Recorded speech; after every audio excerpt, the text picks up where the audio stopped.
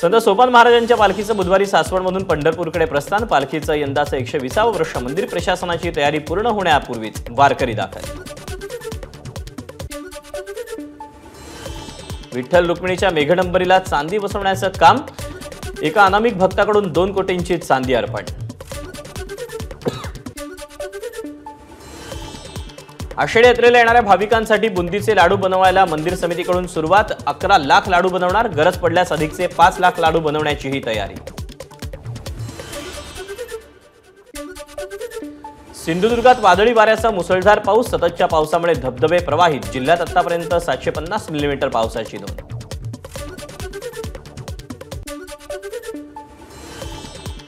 भंडारदरा आणि निळवंडे धरणाच्या पाणलोट क्षेत्रात गेले 3 ते 4 दिवसांपासून पावसाची हजेरी। भंडारदरा धरणाच्या पाणीसाठ्यात वाढ।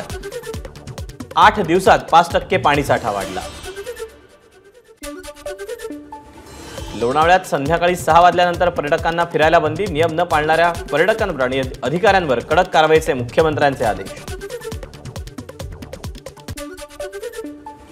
उशी डॅम परिसरात काल 5 जणांचं कुटुंब वाहून गेलं। वाहून गेलेल्या सर्व 5 जणांचे मृतदेह सापडले।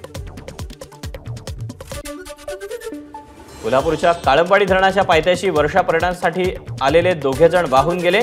गणेश कदम आणि प्रतीक पाटील अशी वाहून गेलेल्यांची नावं। बुलढाणा जिल्ह्यात जळगाव जामोदसह अनेक शहरात लाडकी बहीण योजनेच्या नोंदणीसाठी महिलांच्या मोठ्या रांगा। योजनेसाठी कागदपत्रांची जुळवाजुळव करण्यासाठी महिलांची लगबग।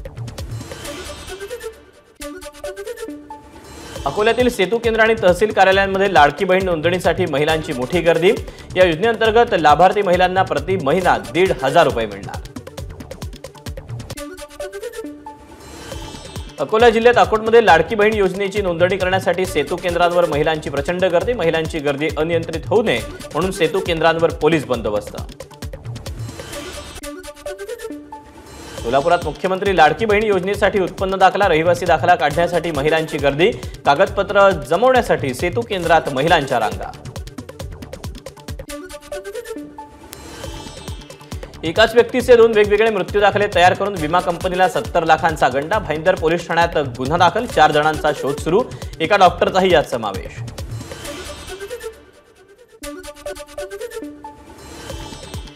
गोंदिया जिल्ह्यात 14 कृषी केंद्रांचे परवाने निलंबित तर 8 परवाने कायमचे रद्द। कृषी विभागाच्या भरारी पथकाची कारवाई। दुधाला किमान 40 रुपये भाव द्या या मागणीसाठी सांगलीत विधान भवनाच्या पोस्टरला दुग्धाभिषेक घालून दूध उत्पादकांचं आंदोलन। बीड जिल्ह्यात आत्महत्याग्रस्त शेतकरी कुटुंब शासकीय मदतीपासून वंचित। 6 महिन्यात 103 शेतकऱ्यांच्या आत्महत्या। नाशिकच्या चांदवडमध्ये कांदा उत्पादक शेतकरी आक्रमक। कांद्याला स्थिर हमीभाव देण्याची मागणी। जळगावमध्ये म्हसावत गावातील प्राथमिक आरोग्य केंद्राला गळती। कर्मचाऱ्यांनी डॉक्टरांवर गळतीपासून सामान वाचवत काम करण्याची वेळ। छताचे पोपडेही पडत असल्यानं भीतीचं वातावरण। नाशिकमध्ये अतिक्रमण विरोधी मोहीम जोरात। कॉलेज रोडवरील अनधिकृत बांधकाम तोडलं। महापालिका उपायुक्त आणि पोलीस प्रशासनासह मोठा फौजफाटा तैनात। हिंगोलीत जिल्हा परिषदेच्या शाळेला शिक्षक मिळत नसल्यानं अधिकाऱ्यांच्या दालनात शाळा भरवली। 10 शिक्षकांची गरज असताना केवळ 3 शिक्षक असल्यानं विद्यार्थ्यांचं आंदोलन। भंडाऱ्याच्या मोहाडी गावात पहिल्याच दिवशी शाळेला ठोकलं कुलूप। शिक्षक नसल्यानं विद्यार्थी आणि पालक संतप्त। पालघरच्या डहाणू जव्हार मार्गावर दुचाकी आणि रिक्षाची जोरदार धडक। अपघातात एका विद्यार्थिनीचा मृत्यू तर 6 जण गंभीर जखमी। एबीपी माझा, उघडा डोळे बघा नीट।